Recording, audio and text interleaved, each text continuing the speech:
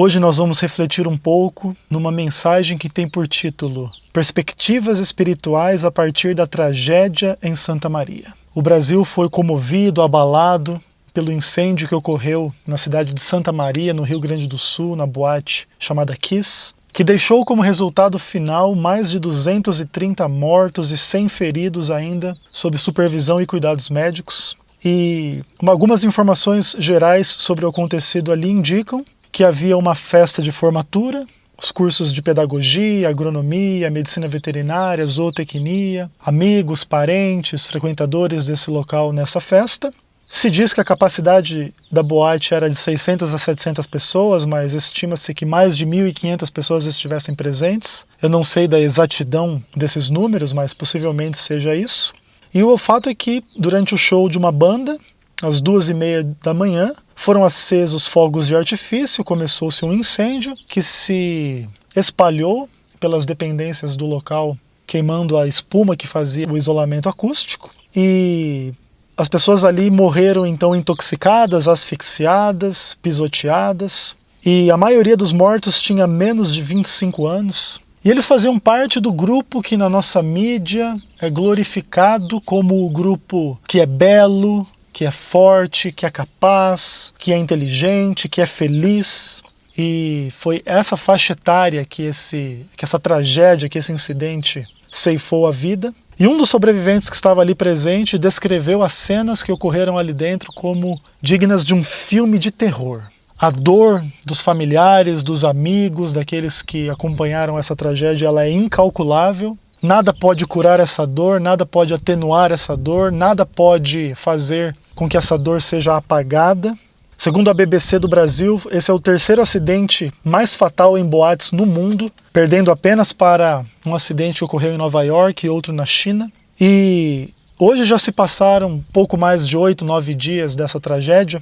Nós pudemos perceber diversas reações humanas a esse acontecimento. Muitas pessoas ficaram com medo e questionaram a atitude de frequentar boates, especialmente estão preocupados com os alvarás, com o funcionamento, com as saídas de emergência. Existe medo de que esse tipo de coisa possa ceifar outras vidas. Existe também a reação do luto daqueles que estão diretamente envolvidos, perderam seus familiares, perderam seus amigos. E certamente, quando a gente passa por situações assim, fica até difícil a gente pensar, raciocinar, a gente só sente uma profunda saudade, dor. E dentro, por exemplo, dessa tragédia, se diz que uma mãe reconheceu 4 filhos mortos nesse acidente. E certamente a dor que essa mãe sentiu, ninguém pode desprezar, ninguém pode desconsiderar. O luto, a tristeza, a depressão, a saudade que fica, são coisas que são incapazes de serem apagadas. Assim também a tristeza pelo ocorrido, assim também a revolta, a indignação. Quem sabe essa terrível tragédia seja fruto de corrupção, de descaso, de desconsideração para com a segurança, de uma busca desenfreada de prazer, de lucro. Isso tudo deixa as pessoas indignadas, tristes, cheias de dúvidas. Mas também, como uma tragédia que teve repercussão nacional e mundial, muitos se demonstram indiferentes à dor do outro, à tristeza do outro, ao luto do outro. Fazem piadas, gracejos, condenações que não são apropriadas. Cada ser humano no Brasil, no mundo que entrou em contato com essa notícia, reagiu a essa tragédia de forma diferente. Nós podemos pensar em muitas reações humanas e podemos questionar e devemos questionar a atitude da mídia em relação a esse incidente. Foi feita uma cobertura extensa, sensacionalista, que explora a dor, a tragédia, as condições de segurança, que sataniza os componentes da banda ou o dono da boate ou quem quer que seja, que possa ser responsabilizado. E eu não acho que esse é um tema indigno de ser considerado na mídia, muito pelo contrário, acho que é um tema legítimo. Mas o fato é que existem tragédias e dores profundas, vivas, sangrando na humanidade, no Brasil e no mundo, que não recebem a cobertura que esses fatos receberam. Isso deve nos fazer pensar, sim, por que a mídia coloca as coisas como coloca. Por que valoriza aquilo que valoriza? Será que as tragédias da fome, da seca, das enchentes, das desgraças são menos importantes? Porque elas não recebem a cobertura extensa durante tantos dias como essa tragédia recebeu e tem recebido. Isso não é uma crítica ao fato de se colocar isso na mídia, mas é uma crítica de por que outras coisas que afetam igualmente tantas ou mais pessoas também não são cobertas com maior dedicação. Isso é algo para se pensar. Podemos pensar também na reação política a essa tragédia.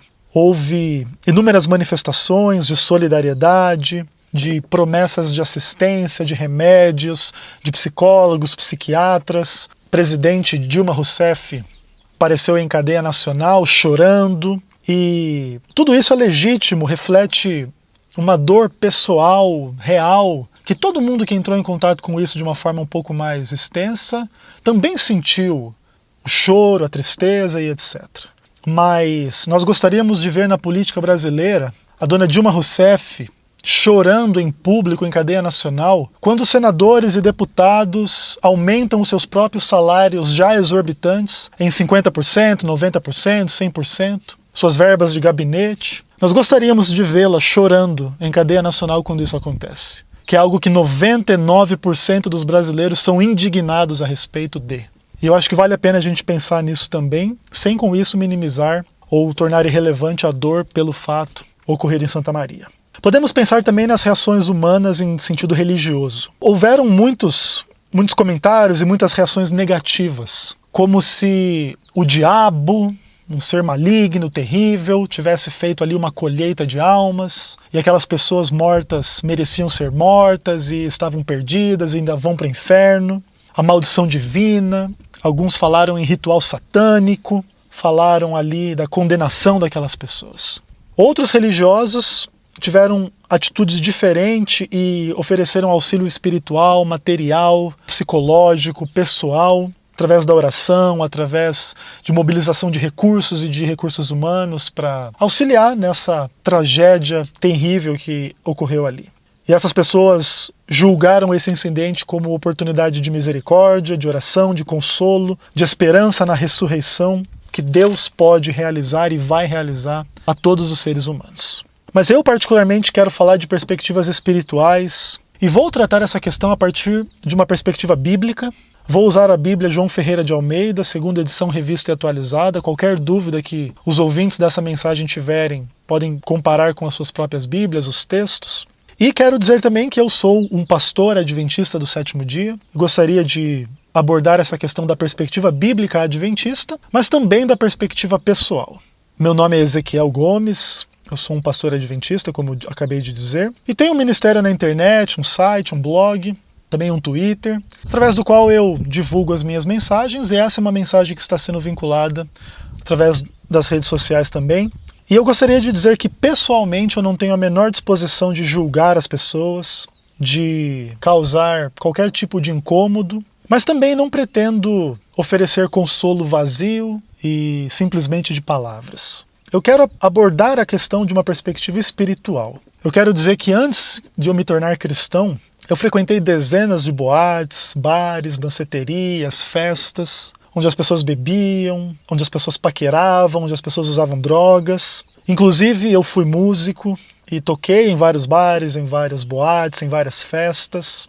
E quando eu tive o meu encontro pessoal com Deus, através de Cristo, da Palavra de Deus, do Espírito Santo, Deus me revelou que Ele me chamou para a vida desde o ventre da minha mãe. E Ele me acompanhou de forma pessoal e real em todos os lugares da minha vida, em todos os momentos, em todas as circunstâncias.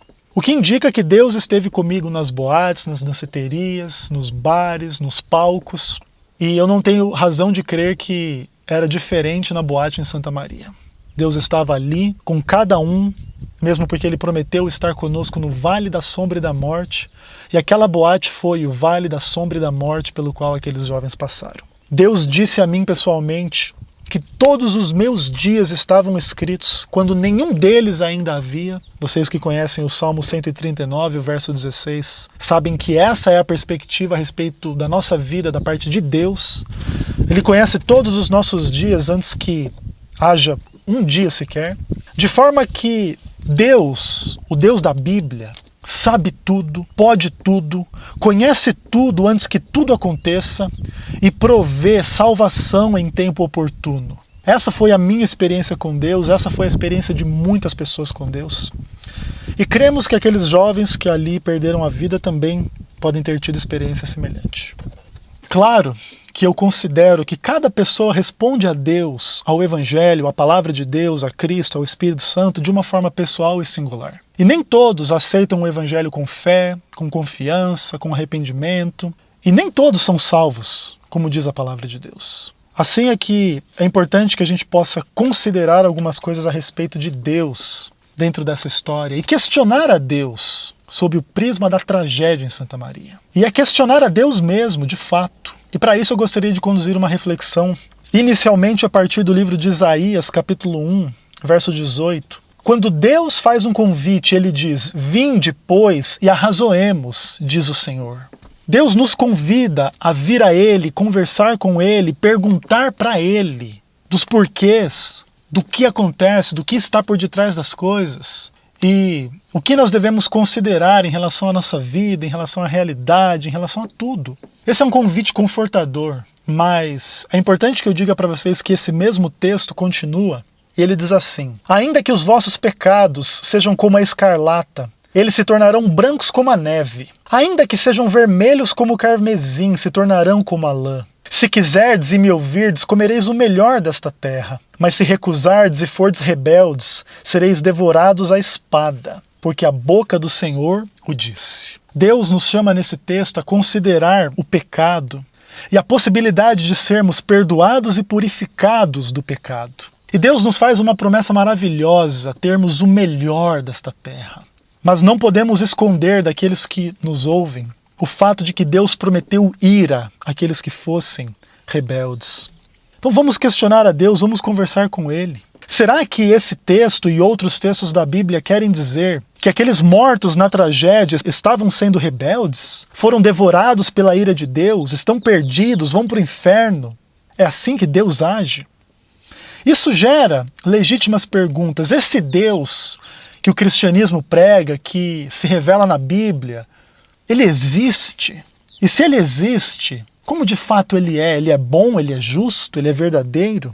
Na perspectiva bíblica, há respostas relevantes sobre Deus em relação à tragédia que ocorreu em Santa Maria. A Bíblia não explica a existência de Deus, ela pressupõe a existência de Deus. O primeiro verso da Escritura diz assim: "No princípio Deus criou os céus e a terra." Gênesis 1, verso 1. Nessa informação não se diz se Deus é bom, se Deus é mau, se Deus é forte, se ele é fraco. Apenas se diz que ele é o Criador de tudo. A expressão céu e terra englobam tudo que existe, no céu, na terra, onde quer que seja. Mas a Bíblia conduz a nossa compreensão de Deus muito além do fato dele ser Criador. Mas a Bíblia diz assim, em Gênesis 17, verso 1. "Eu sou o Deus Todo-Poderoso. Anda na minha presença e sê perfeito." Nesse texto existem muitas informações sobre Deus. Ele é um ser pessoal, consciente, que se revela. Ele é um Deus que tem todo o poder, absoluto poder, e se revela de forma dinâmica e pessoal com os seres humanos e exige respostas desses seres humanos. Que sejam perfeitos, que sejam fiéis, que sejam fortes, que sejam lutadores contra o mal, contra o pecado e etc. Uma outra perspectiva importante nessa questão sobre Deus é que nada ocorre sem o consentimento de Deus. Mateus 10, verso 29. Não cai uma folha de uma árvore sem que Deus o permita. De forma que tudo o que ocorre de bem ou de mal precisa passar pelo consentimento de Deus. De forma que as pessoas só são felizes, alegres, bem-sucedidas, porque Deus o permite. Da mesma forma, as pessoas só passam por sofrimentos, dores e tragédias, porque Deus igualmente o permite. De forma que Deus não tem um inimigo que possa lhe frustrar, lhe impedir os desígnios. Nesse sentido, Deus não tem rival. Deus é soberano e absoluto. A Bíblia também nos conduz a considerar a bondade de Deus, todo o bem que ele criou, todo o potencial do amor, da verdade, da justiça, do prazer, da alegria. Considere a bondade de Deus. Mas no mesmo texto de Romanos 11:22 se diz: considere também a severidade de Deus. Quão pesadas, quão complicadas, quão profundas são as coisas ruins que Ele permite que aconteça. De forma que cair nas mãos desse Deus vivo, na Bíblia, pode ser uma experiência horrível. Hebreus 10, verso 31. Mas não é só isso que se diz sobre Deus. Deus é uma pessoa que tem o conhecimento perfeito, que se estende ao passado infinito, ao futuro infinito. Sua natureza é amor, 1 João 4, verso 8. E em toda angústia humana, Deus é angustiado. Isaías 63, verso 9. As obras de Deus são perfeitas, os seus caminhos são justos, ele é fiel e reto. Deuteronômio 32, 4. E é importante lembrar que Deus promete que nós vamos esquecer todo sofrimento, angústia, maldade, pecado que se levantou neste mundo para sempre. De forma que hoje o sofrimento é grande, o clamor é profundo, o pecado existe, a maldade existe, o diabo faz a sua obra. Mas tudo isso será esquecido por toda a eternidade. Assim, é importante a gente entender onde se encaixa o mal na revelação de Deus. Gostaria que aqueles que desejam respostas bíblicas possam abrir a Bíblia em Ezequiel capítulo 28. E o profeta Ezequiel nos dá um quadro que pode ser esclarecedor em relação a algumas coisas, ainda que ele seja perturbador em relação a outras coisas. E o texto bíblico diz assim: Tu eras querubim da guarda, e eu te estabeleci. Permanecias no monte santo de Deus e no brilho das pedras andavas. Perfeito eras nos teus caminhos, desde o dia em que foste criado, até que se achou iniquidade em ti. Na multiplicação do teu comércio, se encheu o teu interior de violência e pecaste. Pelo que te lançarei profanado fora do monte de Deus, e te farei perecer, ó querubim da guarda, em meio ao brilho das pedras. Elevou-se o teu coração por causa da tua formosura? Corrompeste a tua sabedoria por causa do teu resplendor? Lancei-te por terra, diante dos reis, te pus, para que eles te contemplem. A Bíblia introduz nesses versos um personagem, uma pessoa, um ser consciente, cuja natureza é angelical, querubim da guarda. Estabelecido por Deus, criado por Deus, que permanecia no monte de Deus e vivia num lugar de glória, luz, em meio ao brilho das pedras. Esse ser, assim designado, é dito que era perfeito. Perfeito em seus caminhos, o que indica perfeito em suas atitudes, em seu coração, em sua mente, em seu caráter, em suas relações com os outros anjos, com os seres criados.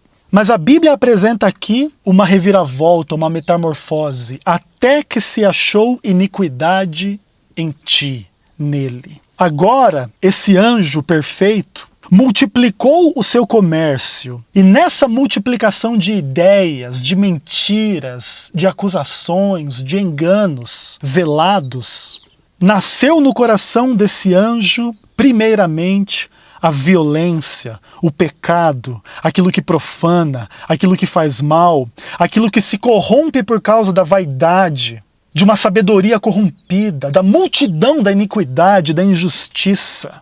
Assim também outros textos da Bíblia, como Isaías 14, nos ajudam a entender o processo pelo qual Lúcifer, o anjo perfeito, se torna o maligno, o diabo, Satanás. E a Bíblia diz assim: Tu dizias no teu coração, eu subirei ao céu, acima das estrelas de Deus exaltarei o meu trono, e no monte da congregação me assentarei. Subirei acima das mais altas nuvens e serei semelhante ao Altíssimo. Isaías 14, versos 13 e 14. Primeiramente, tudo isso nasceu no coração.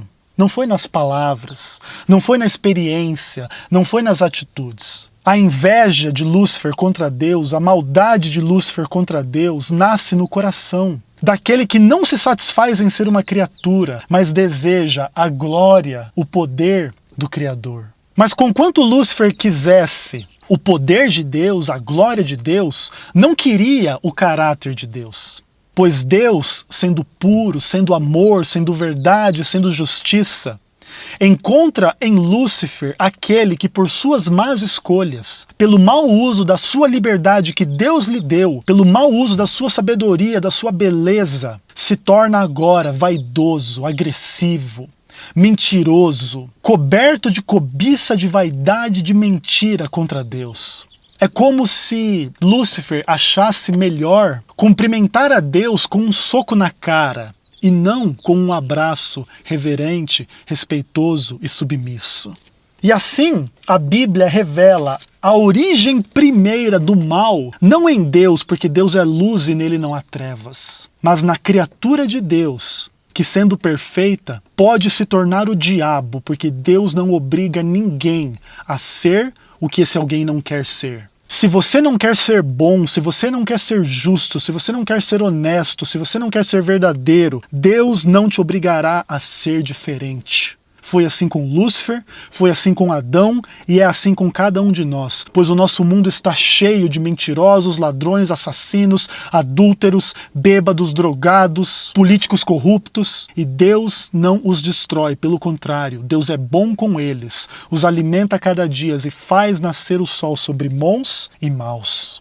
É assim que a Bíblia também diz que os anjos, que agora se tornaram os demônios, Lúcifer, que agora se tornou o diabo, não guardou o seu estado original, mas abandonou o seu próprio domicílio. Isso está escrito em Judas, verso 6. De forma que esse é o diabo, Satanás, um ser consciente, que através da estratégia, da maldade, da mentira, introduz no mundo o pecado e faz guerra desde o céu. Apocalipse 12, versos 7 e 9.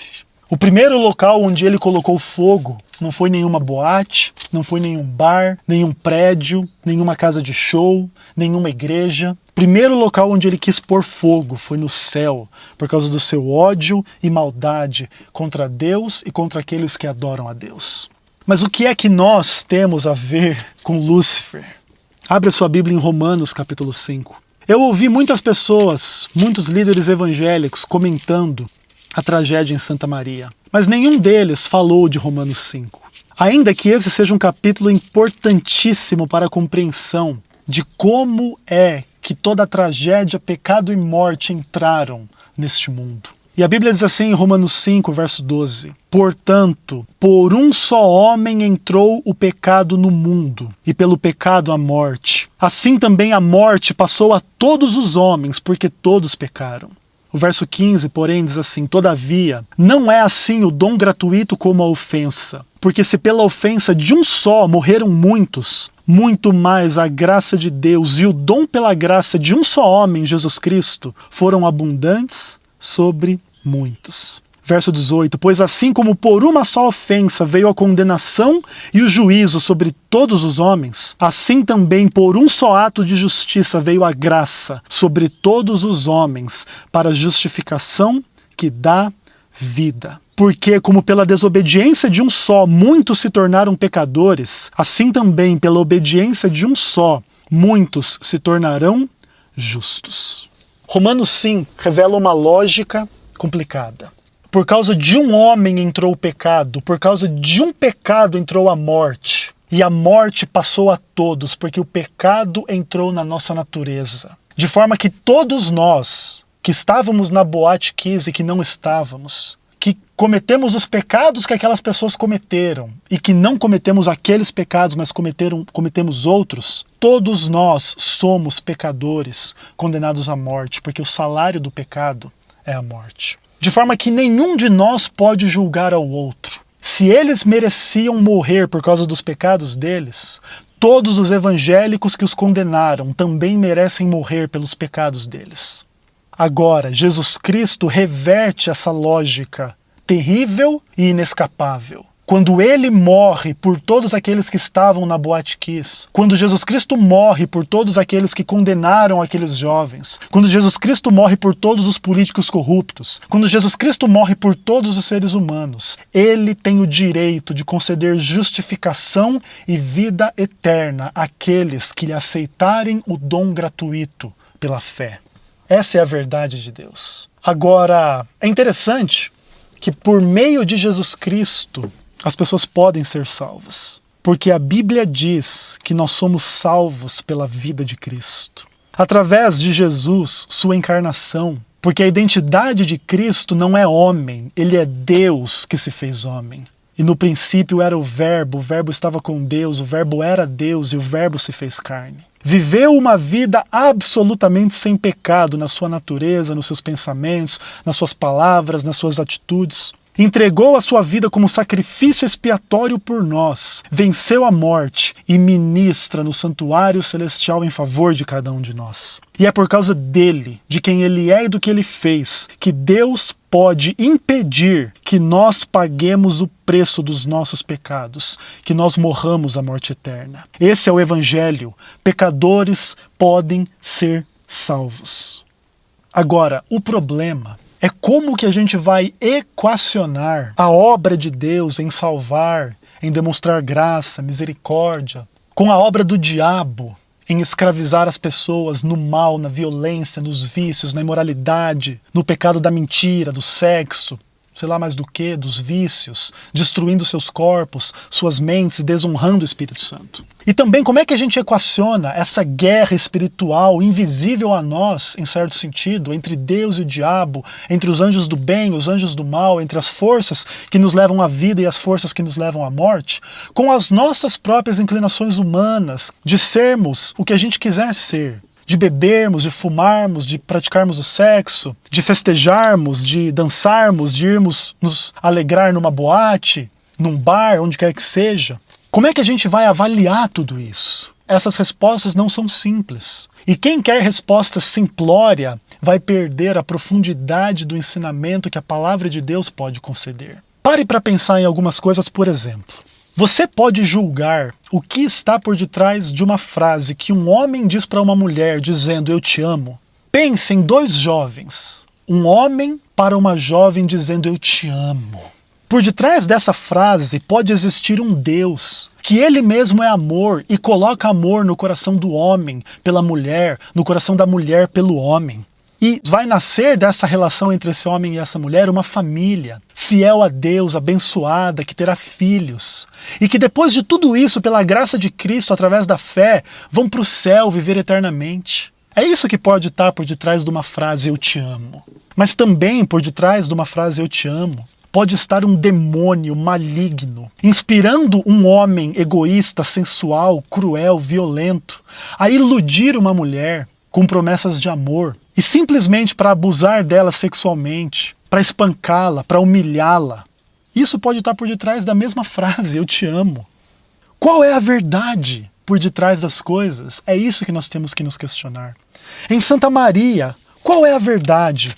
O que aconteceu ali de fato? Será que o Deus de amor todo-poderoso, que tem misericórdia dos seres humanos, permitiu aquele incêndio porque aquelas pessoas precisavam descansar dessa vida de sofrimento, dor e morte? Quem sabe muitos daqueles jovens que ali morreram poderiam, nas suas vidas no futuro, passar por todo tipo de sofrimento, de desemprego, de doença, de fatalidades, de vícios. E Deus os quis poupar de tudo isso, Ele lhes permitiu descansar naquelas circunstâncias, mas ainda assim esteve com eles e concedeu a salvação aos que creram, se arrependeram dos seus pecados, sejam quais forem, e creram em Jesus. E tiveram essa fé em oração naquele local. Também é possível que por detrás desse incidente há um diabo terrível que ceifou a vida de pessoas mundanas, despreparadas para a morte e que ainda vão enfrentar o destino do inferno, a segunda morte.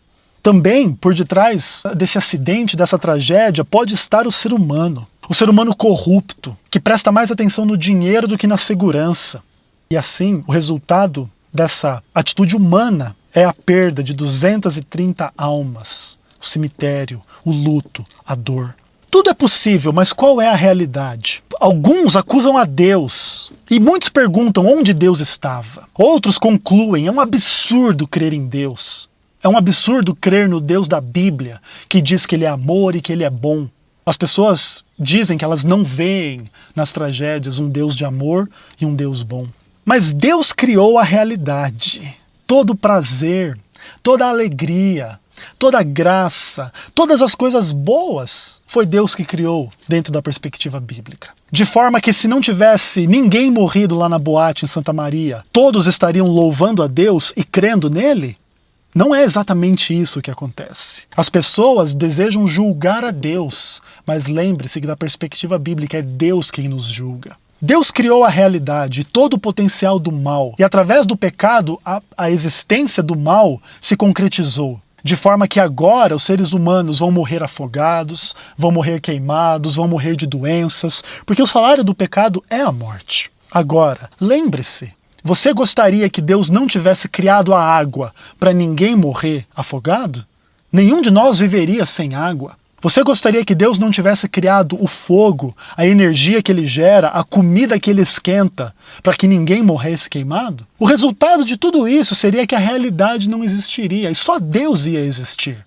Porque dentro da contingência da criação, essas coisas existem. Agora, eu não estou querendo dizer com isso que Deus precisa ser defendido. Eu não acho isso. Deus não precisa se explicar para ninguém. E se ele comparecer como réu em um tribunal, quem será o juiz? Deus é soberano e ele faz o que ele quiser. Se Deus fosse o diabo e ele quisesse criar seres humanos somente para o sofrimento, sem nenhum prazer, ele o poderia fazer, porque é Deus. Agora, o Deus verdadeiro indica na sua palavra que ele não é responsável pelo pecado e pelo mal. Agora, ele respeita aqueles que pecam e fazem o mal e colhem essas consequências. Deus respeita o grau de liberdade que ele mesmo deu a cada ser humano, a cada anjo, de forma que o homem, primeiro, foi criado sem pecado, sem morte, sem doença, não suscetível a ser queimado, afogado, doente, envelhecido. Era um ser imortal. E isso só iria mudar se ele pecasse. O homem pecou e agora ele morre. E Deus é justo quando o homem morre. O homem pecou e ele sofre. E Deus é justo quando o homem sofre. O homem pecou e ele fracassa. E Deus é justo quando o homem fracassa. O homem pecou e ele se perde, e Deus é justo quando o homem se perde. Mesmo porque, lembra da palavra de Deus. Gênesis 2 nos diz que Deus colocou uma prova no jardim do Éden e falou ao homem assim, no verso 16, e o Senhor Deus lhe deu essa ordem: de toda a árvore do jardim comerás livremente, mas não comerás o fruto da árvore do conhecimento do bem e do mal, porque no dia que dele comerdes, certamente morrerás. Deus havia avisado que o ser humano ia morrer se pecasse. Assim, é justo que se o homem pecou, ele viesse a morrer. De forma que Deus respeita essa escolha, apesar das consequências dessa escolha serem terríveis.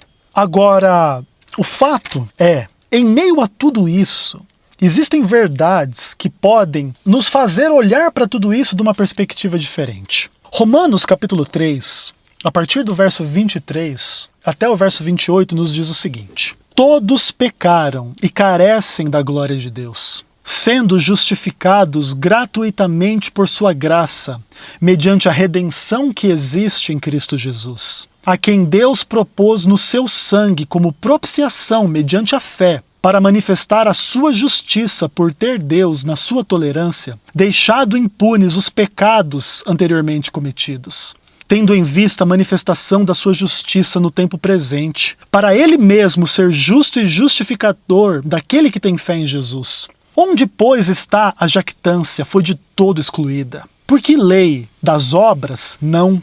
Pelo contrário, pela lei da fé. Concluímos, pois, que o homem é justificado independentemente das obras da lei.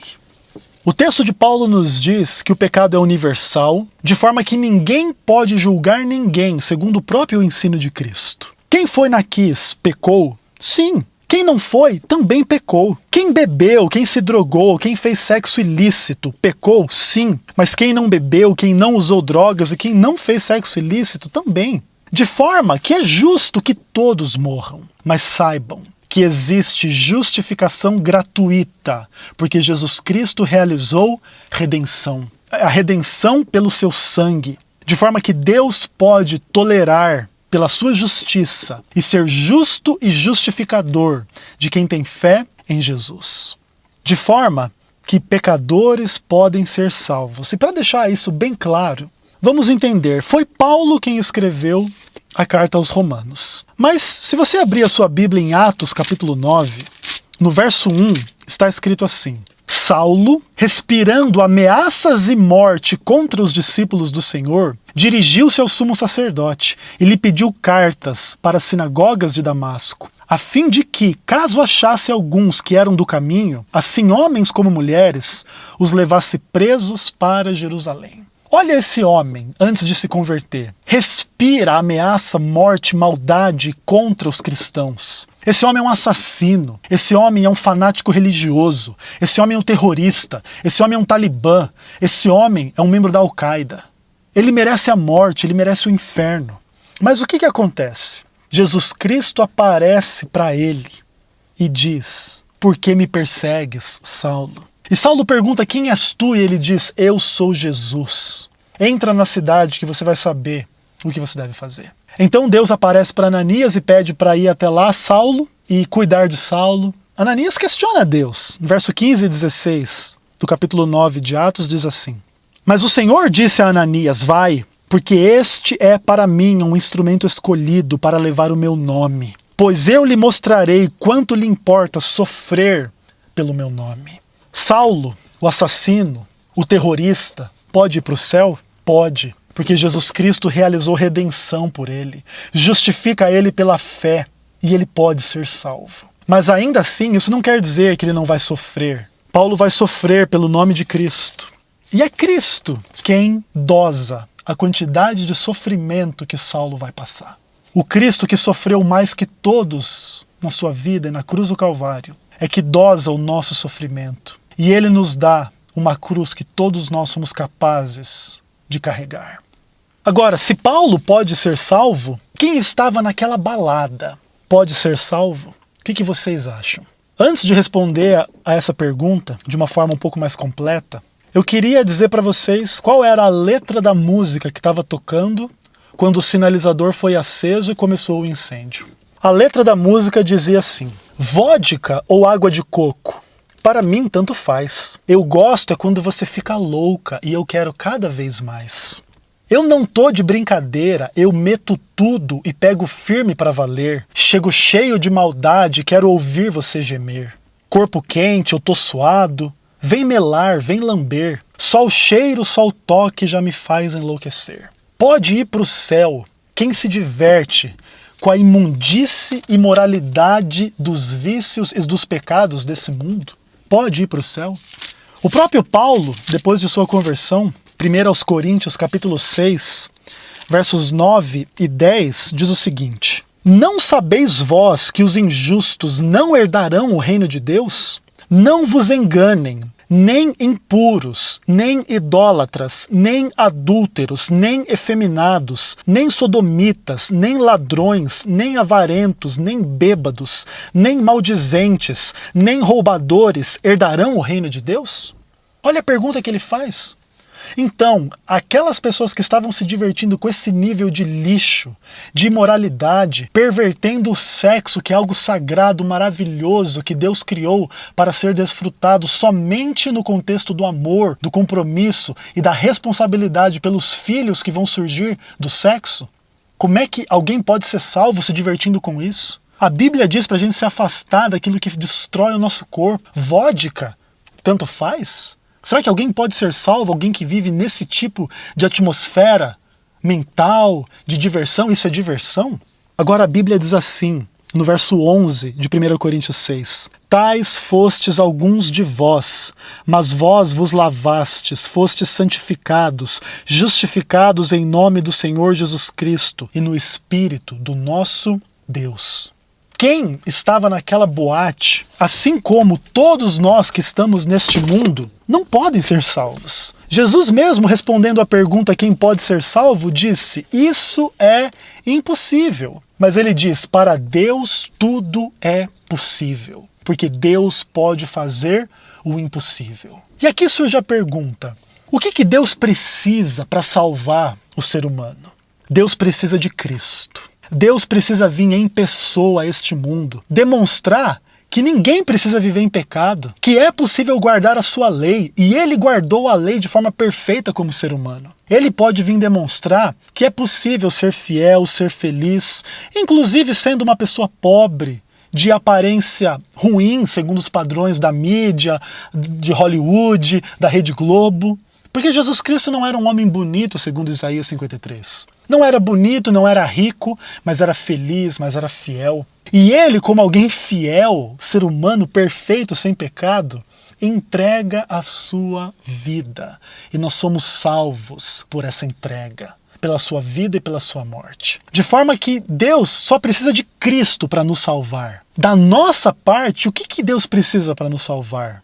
De fé, arrependimento do pecado. Somente disso. Em um segundo da nossa vida, no fim da nossa vida, se nós olharmos para Cristo pela fé e dissermos, Senhor, salva-nos, Ele vai nos salvar, porque Ele já realizou redenção, Ele justifica gratuitamente pelo seu Espírito, pelo seu poder, pela sua presença na nossa vida. É por isso que os 230 jovens, um pouco mais, que morreram naquela balada, todos os seres humanos que morrem através do Espírito de Deus têm acesso à porta da graça, do arrependimento e da fé através da obra que Jesus Cristo realizou. Todos tiveram a chance de, no vale da sombra e da morte, se entregar a Deus, orar. E se algum daqueles jovens, se muitos daqueles jovens assim o fizeram, nós podemos confiar que pela graça do céu, que eles não mereciam, que nós não merecemos e que ninguém nunca mereceu, eles estarão em Jerusalém celestial para sempre, onde não há pecado, dor e morte para sempre. Amém. Agora, isso nos leva a considerar uma outra questão. Muitos dizem que eles estavam perdidos porque eles estavam pecando ali. Agora, o mundo evangélico é tremendamente ignorante quanto ao pecado. O mundo católico também. Pergunta para um católico, para um evangélico, o que ele acha que é pecado, ele vai dizer assim que pecado é coisa errada. Mas sobre qual padrão?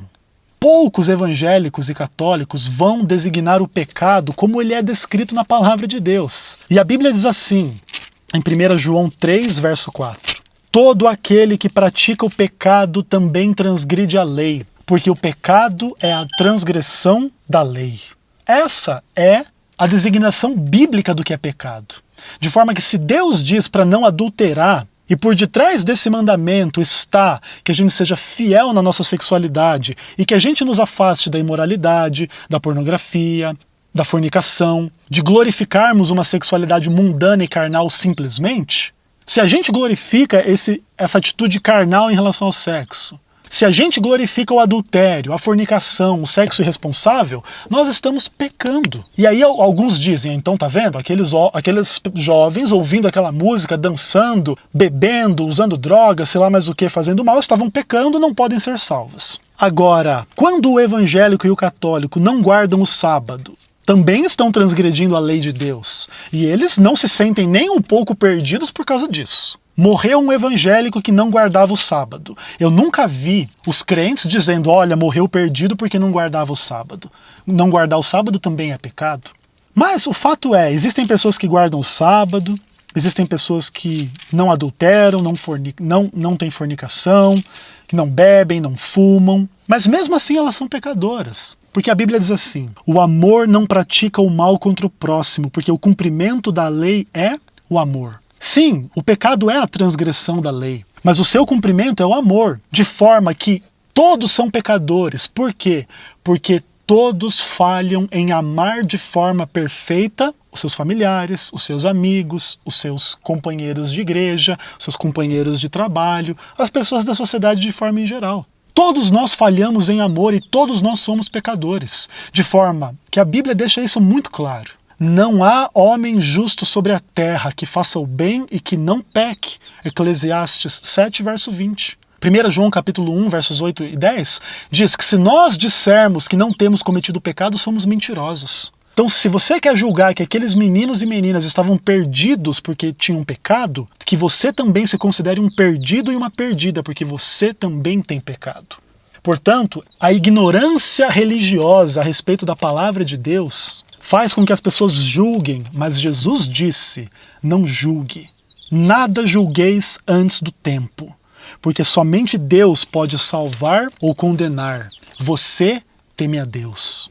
E Jesus realizou a redenção em favor daqueles que transgrediram a lei, em favor daqueles que são imperfeitos em amar. E a promessa de Deus para todos aqueles que crerem no seu nome, na sua palavra e na sua verdade, ainda que seja nos últimos momentos da sua vida, é maravilhosa. E abre a sua Bíblia em 1 Tessalonicenses capítulo 4, versos 16 a 18, e você vai ler assim: porquanto o Senhor mesmo, dada a sua palavra de ordem, ouvida a voz do arcanjo e ressoada a trombeta de Deus, descerá do céu. E os mortos em Cristo ressuscitarão primeiro. Depois nós, os vivos, os que ficarmos, seremos arrebatados juntamente com eles entre nuvens, para o encontro do Senhor nos ares, e assim estaremos para sempre com o Senhor. Consolai-vos, pois, uns aos outros com essas palavras.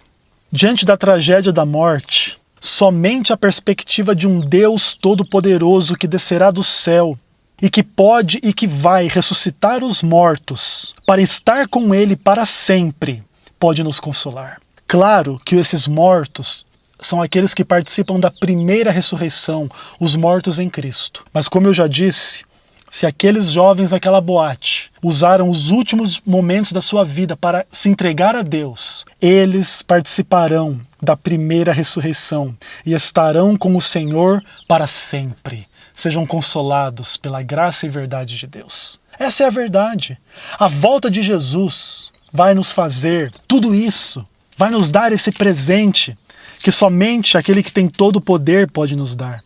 Aí a Bíblia diz assim: bem-aventurado e santo é aquele que tem parte na primeira ressurreição. Sobre esses a segunda morte não tem autoridade, pelo contrário. Serão sacerdotes de Deus e de Cristo e reinarão com eles 1000 anos.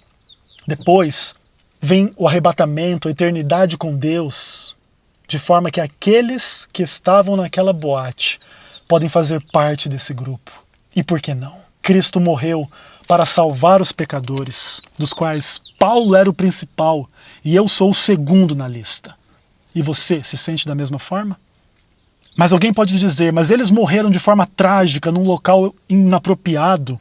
Sim, lembra de Lucas 13, onde Jesus conta aquela história dos galileus que foram mortos num incêndio, uma torre que desabou, e ele diz: você pensa que eles eram mais pecadores do que os outros? Não! Todos nós precisamos de arrependimento, como aqueles homens. Da mesma forma que as pessoas que morreram na boate necessitaram se arrepender e ter fé, nós hoje necessitamos nos arrepender e termos fé. Uma outra coisa também. O mundo evangélico julga aqueles meninos, aquelas pessoas que morreram, porque pecaram.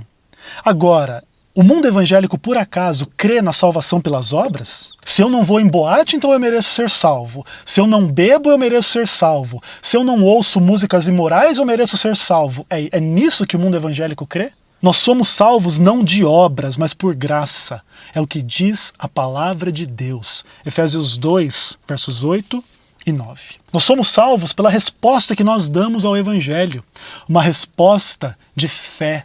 E não quer dizer que aqueles que fazem o bem conquistam a sua salvação e aqueles que fazem o mal merecem a perdição. Não é isso. Quando Deus definir o seu destino eterno, Ele não vai perguntar se você pecou, porque você pecou, todos pecaram. Ele vai te perguntar: você aceitou a Cristo como a expiação e propiciação suficiente para perdoar todos os seus pecados? Se alguém na Boate Kiss que morreu lá responder sim a essa pergunta, estará salvo. E se você que está os julgando responder não a essa pergunta, a sua religião não vai te salvar. Essa é a verdade. Agora, na mente de alguns, isso gera a pergunta sobre o critério que Deus usa para salvar, se não é o critério das obras. E a Bíblia diz assim, em Romanos 9, a partir do verso 14: que diremos, pois, há injustiça da parte de Deus? De modo nenhum. Pois ele diz a Moisés: terei misericórdia de quem me aprouver ter misericórdia, e me compadecerei de quem me aprouver ter compaixão. Assim, pois, não depende de quem quer ou de quem corre, mas de Deus usar a sua misericórdia. Salvação é um assunto de Deus. Foi Ele quem enviou o seu Filho. Foi o seu Filho que viveu vida sem pecado e morreu em sacrifício por nós. É pelos méritos dele, é pelo nome dele, é pelo sangue dele que há perdão dos pecados, livramento da morte eterna. E é Ele quem define, não somos nós, pelos nossos padrões medíocres, preconceituosos e demoníacos. Portanto, caminhando para o fim da nossa mensagem, será que existe consolo para aqueles que ficaram? Depende. E depende de onde é que você está buscando consolo. Fazendo uma pesquisa na internet sobre esse tema para poder pregar para vocês, eu encontrei um texto espírita que tinha por objetivo, entre aspas, consolar as pessoas. E era um texto até mesmo inteligente, falando que nós não temos que ter respostas dogmáticas e prontas e simplistas. Mas será que, por exemplo, o espiritismo pode consolar a gente diante de uma tragédia dessa? Algumas pessoas creem que sim, mas eu creio que não. E eu gostaria de apresentar para vocês algumas razões pelas quais eu gostaria de dizer para vocês por que não. O espiritismo prega que o nosso planeta é um planeta de expiação e prova, que nós somos almas aprisionadas nos nossos corpos, que somos libertados da matéria quando morremos, de forma que, da perspectiva espírita, nós deveríamos dar uma festa quando 230 jovens morrem numa boate. Porque as suas almas foram libertas dessa prisão que é o corpo, e agora eles estão num mundo melhor, de mais luz, de mais consciência. E se eles ainda tiverem pecados e problemas a resgatar, na próxima encarnação, eles podem resolver esse problema. De forma que não há razão para tristeza, para luto, para dor. Só há motivo para alegria dentro da perspectiva espírita.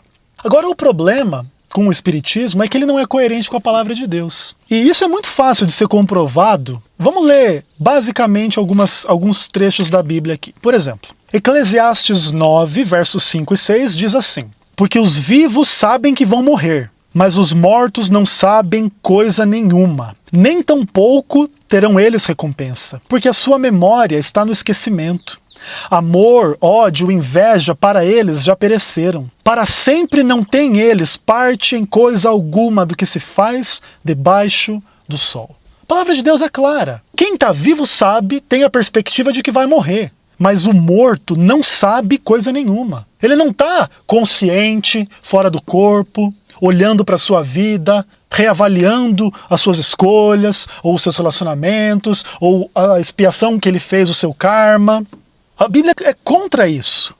Todo o amor que a gente constrói na vida, todo o ódio, toda inveja, todo pensamento, todo sentimento, são relegados ao esquecimento quando a gente morre. A morte, segundo Cristo, é como um sono, é como dormir sem sonhar. Agora, para alguns isso parece muito cruel, ou seja, tudo acaba na morte. A coisa não é tão simples assim. Abre a sua Bíblia em João capítulo 5, e a Bíblia vai nos dizer algo que nenhum de nós deve esquecer. A Bíblia diz assim: não vos maravilheis disto, porque vem a hora em que todos os que se acham nos túmulos ouvirão a voz de Cristo e sairão. Os que tiverem feito o bem para a ressurreição da vida, e os que tiverem praticado o mal para a ressurreição do juízo. Existem algumas coisas importantes que eu quero considerar com vocês sobre esse texto. Esse é um texto que é inequívoco. Ele diz que nós não devemos nos maravilhar, nos espantar do fato de que cada ser humano que morreu nesta terra vai ser ressuscitado, mas ele faz uma diferença entre aqueles que vão ressuscitar para a vida e vão ressuscitar para a morte. Lembra do texto de Apocalipse 20, verso 6 que nós lemos? Que quem participa da primeira ressurreição, a segunda morte não tem autoridade sobre ele, de forma que quem ressuscita na segunda ressurreição passará pela segunda morte, que é o inferno, o lago de fogo e enxofre, no qual haverá a morte definitiva. Ninguém vai ficar queimando eternamente. Isso é claro, por exemplo, em textos como Malaquias 4, verso 1, que diz assim: pois eis que vem o dia e arde como fornalha, todos os soberbos, todos os que cometem perversidade serão como restolho, o dia que vem os abrasará, diz o Senhor, de sorte que não lhes deixará nem raiz, nem ramo. Então todos vão ressuscitar. Livro de Filipenses, no capítulo 2, versos 10 e 11, diz que todo o joelho se dobrará diante de Cristo, os salvos permanecerão em Jerusalém Celestial e cairá fogo sobre o restante da terra, que consumirá na segunda morte todos os seres humanos que não se arrependeram, que não creram, assim como o diabo e os seus anjos. E não restará pecado ou pecadores para todo o sempre. Essa é a perspectiva apontada na Bíblia. Agora, eu disse que ninguém era salvo por ser bom ou mal, mas o texto de João diz que uns vão ser ressuscitados para a vida, os que praticaram o bem, e outros que vão ressuscitar para a morte porque praticaram o mal. O fato é que na mentalidade bíblica, as obras são resultados da fé. Lembra do texto de Tiago? A fé sem obras é morta. Esse que praticou o bem e que vai ter a vida é aquele que creu, é salvo pela fé, sem merecer, pela graça, também foi pecador, mas em resposta à sua fé, viveu uma vida de amor, de bondade, de fidelidade aos mandamentos de Deus e etc. O contrário são aqueles que não creram e por não creram, odiaram a Deus, odiaram a sua lei, odiaram a sua verdade e praticaram o mal. De forma que é assim que a gente tem que entender as perspectivas sobre aqueles que vão se perder e aqueles que vão se salvar. Qualquer outra palavra que não seja coerente com a palavra de Deus, ela pode consolar dentro do nível humano, com perspectivas espíritas, com perspectivas diversas, mas não estão sobre a autoridade do Deus verdadeiro. De forma que o espiritismo, por exemplo, não vai poder te consolar. Conforme o texto de Eclesiastes nos diz, não há comunicação entre os mortos e os vivos. Eles não têm parte em coisa alguma do que ocorre. De forma que se alguém oferecer aos enlutados uma comunicação da parte de quem partiu, essa pessoa está mentindo. Mesmo que houverem sinais sobrenaturais, vozes, letras, cartas psicografadas, tudo isso é obra do poder espiritual maligno, que se veste como anjo de luz, como mensageiro do amor, como mensageiro da verdade e nega a palavra de Deus. É por isso que eu sei que o espiritismo não é o consolo. Porque quando lhe convém, o espiritismo crê em Cristo. Crê em Mateus 5, nas bem-aventuranças, bem-aventurados os mansos de coração, os humildes de espírito. Mas quando fala de Mateus 4, que Jesus Cristo enfrentou o diabo como um ser pessoal e real, o espiritismo não crê em nenhum diabo. Crê que todos os espíritos estão caminhando para o progresso, para a luz, para se tornarem iguais aos anjos, iguais a Deus. Portanto, o espiritismo, quando ele seleciona aquilo que ele quer e nega aquilo que está escrito na Bíblia, que Jesus Cristo falou, ele demonstra ser obra de um espírito mentiroso e enganador. É por isso que ele não pode oferecer um real consolo. Mas onde está a verdade? Jesus Cristo orou, palavra de Deus é a verdade. João 17, verso 17. E eu quero terminar essa meditação citando as palavras do Apocalipse, capítulo 20, a partir do verso 11, que diz assim: Vi um grande trono branco e aquele que nele se assenta, de cuja presença fugiram a terra e o céu, e não se achou lugar para eles. Também vi os mortos, os grandes, os pequenos, postos em pé diante do trono. Então se abriram livros, ainda outro livro, o livro da vida foi aberto. E os mortos foram julgados segundo as suas obras, conforme o que se achava escrito nos livros. Deu o mar os mortos que nele estavam. A morte e o além entregaram os mortos que neles havia, e foram julgados um por um, segundo as suas obras. Então a morte e o inferno foram lançados para dentro do lago de fogo. Esta é a segunda morte, o lago de fogo. E se alguém não foi inscrito no livro da vida, esse foi lançado para dentro do lago de fogo.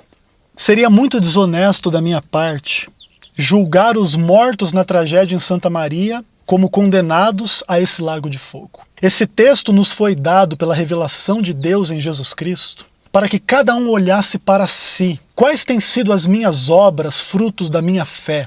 Eu tenho condenado, eu tenho julgado, eu tenho sido maldoso e negado a verdade, a graça e a salvação aos outros porque eles pecaram? Quem sabe eu é que vou ser jogado no lago de fogo. É para isso que Deus nos deu essa verdade, não para condenar aqueles que sofreram nessa tragédia ou em qualquer outra tragédia. O fato é que todos serão julgados, os que morreram em Santa Maria e os que não morreram lá.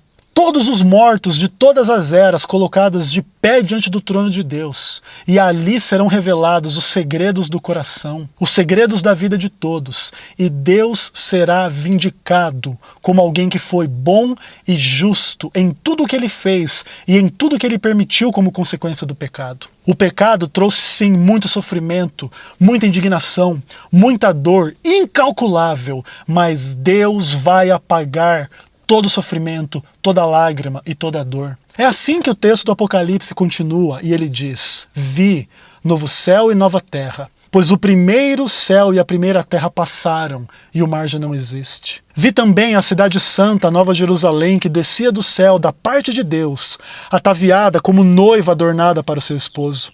Então ouvi grande voz vinda do trono dizendo: eis o tabernáculo de Deus com os homens. Deus habitará com eles, eles serão povos de Deus, e Deus mesmo estará com eles. E lhes enxugará dos olhos toda lágrima, e a morte já não existirá, já não haverá luto, nem pranto, nem dor, porque as primeiras coisas passaram. Essa é a verdade que consola, o resto é resto. E o verso 5 em diante dizem assim: e aquele que está sentado no trono disse: eis que faço novas todas as coisas, e acrescentou: escreve, pois essas palavras são fiéis e verdadeiras.